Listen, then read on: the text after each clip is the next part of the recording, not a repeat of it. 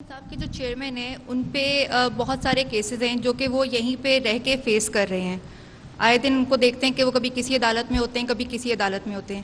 لیکن نواز شریف جو ہیں وہ باہر ہیں, وہ اپنے کیسز جو ہیں یہاں پہ آ کے فیس کیوں نہیں کرتے؟ کیونکہ ایک ایسا تاثر ان کی طرف سے جا رہا ہے کہ جیسے وہ ڈرپوک ہیں. اور عمران خان سے جب بھی ان کے کوئی ہم دیکھتے ہیں انٹرویوز وغیرہ دیکھتے ہیں تو وہ ایک ہی بات کرتے ہیں کہ میں پاکستان سے باہر نہیں جاؤں گا, میں یہیں پہ رہوں گا. بہت شکریہ. دیکھیں, آپ نے یہ اس مجلس کے حوالے سے متعلقہ سوال نہیں کیا, لیکن میں مختصر آپ کو اس کا جواب دے دیتا ہوں, کیونکہ جواب نہ دیا تو آپ کہیں گے میں نے جواب جان بوجھ کے نہیں دیا. نواز شریف صاحب جیلیں بھگتتے رہے ہیں. وہ کئی محلوں میں جا کے ٹوپ پہن کے وہ اپنا گھر میں نہیں بیٹھے رہے. پتہ نہیں وہ بالٹی ہے, ٹوپ ہے, پتہ نہیں کیا ہے اس کو, ٹوپ ہے, بالٹی ہے, کیا ہے وہ, بالٹی ہے, چلیں وہ ٹوپ بالٹی نواز شریف صاحب نے کبھی نہیں پہنی. ان کی صاحبزادی کو ان کے سامنے, میں موجود تھا اس دن, بدقسمت دن, میرے سامنے گرفتار کیا گیا جیل سے, کوٹ لکھپت جیل سے. جج جو صاحب ہیں بشیر, ان کی عدالت میں نواز شریف صاحب نے 100 پیشیاں اپنی بیٹی کے ساتھ بھگتی. ڈیلی عدالت چلتی تھی, ڈیلی ایک دن کا ناغہ نہیں ہوتا تھا. یہاں پر روز پٹیشنیں ہوتی ہیں کہ جناب ہمیں 10 دن کی مہلت دی جائے, ہمیں مہینے کی مہلت دی جائے, اور یہ کیا جائے. آج پیش نہیں ہو سکتے, آج محترمہ بشرا صاحبہ وہ پیش نہیں ہو سکتی. ہماری بیٹیوں کو گھسیٹ کے لے کے گئے تھے اپنا عدالتوں میں. خدا را یہ اپنا کمپیریزن نہ کریں, کیونکہ اگر کمپیریزن کیا تو پھر بات بہت دور تلک نکلے گی.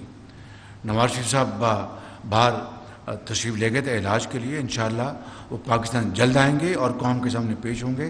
یہ در بدر ٹھوکریں اپوزیشن نے کھائی ہیں, ان کی بیٹیوں نے, ان کے بیٹوں نے, ان کے بزرگوں نے کھائی ہے, عمران خان صاحب نے نہیں.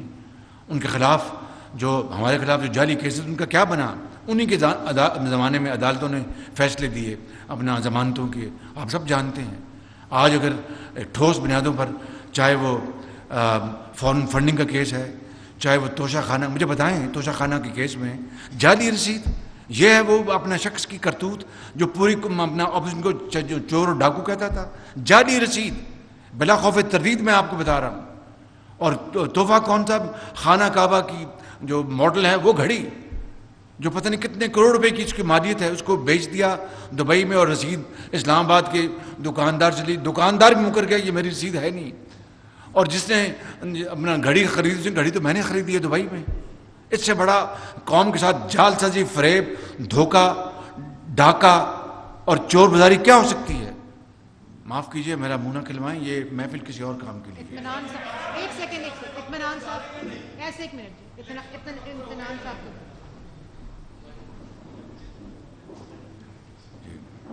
السلام علیکم. پرائم منسٹر صاحب, سب سے پہلے تو میں مبارکباد آپ کو اس بات کو دیتا ہوں کہ آپ کی پرسنل کاوشیں جو ہیں ہم نے پچھلے 2-3 ماہ سے تو بہت تیز ہوتی ہوئی دیکھیں, لیکن اللہ کی طرف سے یہ ہمیں ایک کوشن مارجن ملا ہے IMF کا لون. میں آپ کی توجہ آپ ہی کے کیے گئے ایک فیصلے کی طرف کابینہ میں جو آپ نے کیا تھا اس پہ دلوانا چاہتا ہوں, جس میں آپ نے حکومتی اخراجات میں کمی کے لیے ایک ٹاسک فورس بنائی تھی.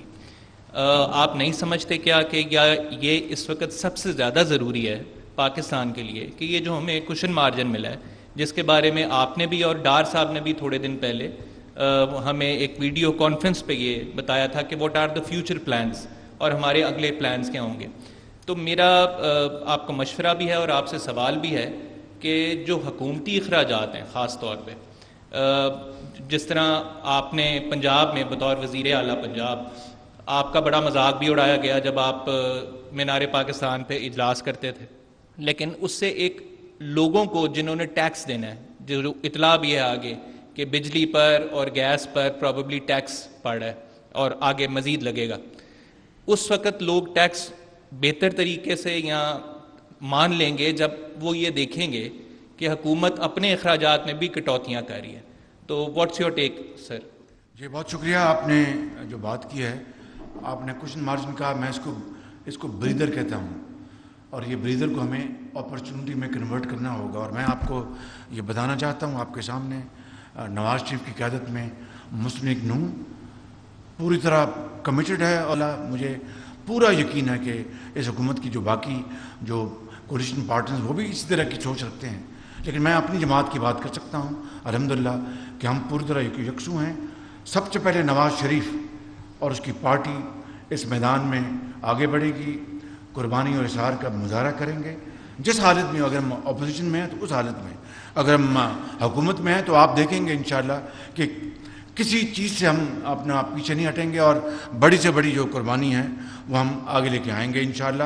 یہ آپ ضرور دیکھیں گے, اور اس کا مظاہرہ اپنا ابھی ہم کر چکے. جو آپ نے بات کی کہ جو ٹاسک فورس بنی اس میں اب آپ کو میں یہ کہہ, اور مجھے آپ کو بھی اور مجھے بھی اور آپ کو بھی اس بات کی پوری تحسین دینی چاہیے کہ جن لوگوں نے مجھے آ کے کہا کابینہ کے کہ وزیر اعظم ہم اپنی تنخواہ جو ہے وہ فورگو نہیں کر سکتے, آپ ہمیں اس بار رکھیں. میں نے بڑی خوشی سے ان کی بات مانی.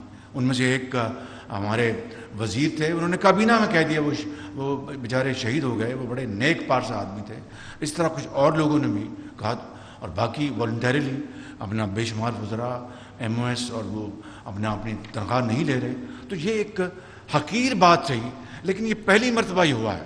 مجھے بتائیں کہ جب سے یہ اعلان کیا, یہ کبھی ماضی میں اس طرح کی کوئی, لیکن it is just drop in the ocean. یہ بہت ایک بڑا ایک چیلنج ہے, اس کو ہمیں سب کو ہمیں مل کے کرنا ہوگا انشاءاللہ. اور اس کے